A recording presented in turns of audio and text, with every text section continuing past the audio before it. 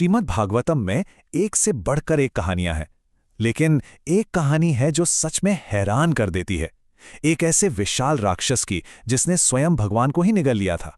तो चलिए आज समझते हैं उसी राक्षस अघासुर की कथा को और इसके पीछे छिपे गहरे अर्थ को। चलिए चलते हैं प्राचीन वृंदावन के जंगलों में। जरा सोचिए कैसा माहौल होगा, एकदम शांत और खूबसूरत। हवा में कहीं दूर से बांसुरी की मीठी धुन आ रही है, साथ में गायों के गले की घंटियों की खनक। सारे ग्वाल बाल अपने प्यारे कृष्ण के साथ खेल रहे हैं। मतलब सब कुछ एकदम परफेक्ट था। और फिर अचानक सब कुछ बदल जाता है। वो संगीत रुक जाता है, चहचहाते पक्षी एकदम खामोश हो जाते हैं। जंगल की उस शांति में एक अजीब सी अनकही बेचैनी घुल जाती है। तो इस खामोशी के बीच ग्वाल बालों की नजर एक ऐसी चीज पर पड़ती है जो उन्होंने पहले कभी नहीं देखी थी। दूर से देखने पर यह ऐसा लग रहा था मानो कोई पहाड़ का टुकड़ा टूटकर गिर गया हो और उसमें एक गुफा बन गई हो, गहरे लाल रंग की। अब लड़के तो ठहरे लड़के, वो इसे एक अजूबा समझकर बड़े जोश में उसकी तरफ भागने लगते हैं।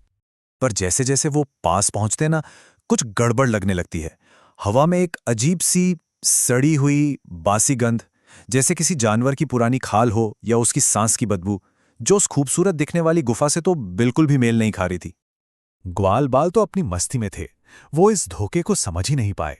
लेकिन कृष्ण, वो तो सब जानते थे। उन्होंने एक पल में ही सच्चाई भांप ली।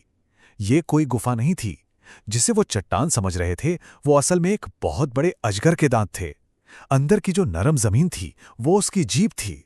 ये था अघासुर, एक विशाल सर्प जो बस उन्हें निगलने के लिए अपना मुंह खोले इंतजार कर रहा था।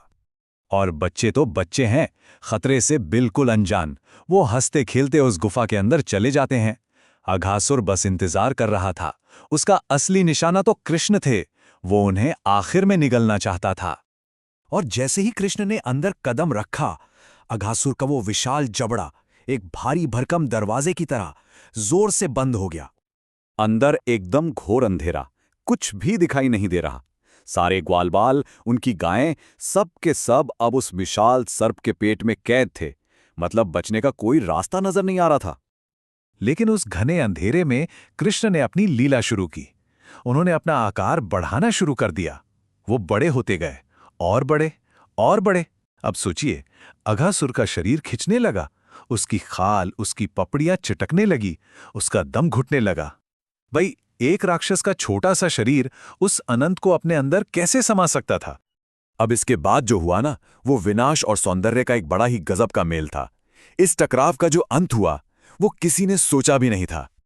अघासुर का शरीर अब कृष्ण के बढ़ते आकार को और नहीं झेल पाया, और फिर एक जोरदार धमाके के साथ उसका सिर फट गया और उसमें से एक तेज चकाचौंध कर देने वाली दिव्य रोशनी निकली, जिसने पूरे आसमान को रोशन कर दिया।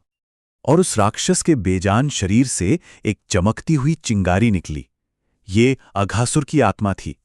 वो कुछ पल के लिए आसमान में रुकी रही, मानो वो कृष्ण के उस दिव्य रूप को देख रही हो जिसे वो मारने आया था। और फिर वो चिंगारी सीधा कृष्ण के शरीर में जाकर समा गई। तो ये कहानी सिर्फ एक राक्षस को मारने की नहीं है, ये कहानी है मुक्ति की। पर सवाल ये उठता है कि एक राक्षस को इतनी बड़ी मुक्ति कैसे मिल गई? इसी के पीछे एक बहुत गहरा संदेश छिपा है। देखिए, यहां दो एकदम अलग अलग इरादे टकरा रहे थे। एक तरफ था अघासुर, जो अपने भाई बहन पूतना और बकासुर की मौत का बदला लेने आया था। मतलब उसका इरादा था नफरत, हिंसा। और दूसरी तरफ थे कृष्ण, जिनकी हर लीला, हर काम अपने दोस्तों के लिए वात्सल्य, यानी एक तरह के माता पिता वाले प्यार से भरा था। अघासुर को जो मुक्ति मिली ना, उसे शास्त्रों में सायुज्य मुक्ति कहा जाता है। यह मुक्ति का सबसे ऊंचा स्तर है। मतलब वो लेवल जहां आत्मा का अपना अलग वजूद खत्म हो जाता है और वो सीधे सीधे भगवान के रूप में ही मिल जाती है। ये इतनी बड़ी उपलब्धि है कि इसे पाना लगभग नामुमकिन माना जाता है। तो इस कहानी का सबसे दिलचस्प मोड़ यही है। सोचिए, अघासुर का इरादा कितना बुरा था। वो तो भगवान को मारने आया था, लेकिन हुआ क्या?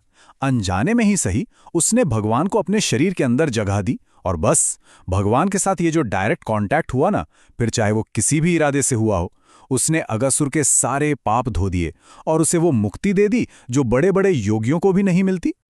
और यहीं ये कहानी हमें एक बहुत गहरे सवाल के साथ छोड़ जाती है कि अगर नफरत और हिंसा से भरा काम भी परम मुक्ति का दरवाजा खोल सकता है, तो फिर दिव्यता का स्वभाव आखिर है क्या? शायद यह हमें ये बताता है कि भगवान का स्पर्श, उनका संपर्क, चाहे किसी भी तरह से हो, वो इतना शक्तिशाली है कि वो किसी भी इरादे, किसी भी भावना से कहीं ऊपर है। ये सोचने वाली बातें हैं ना?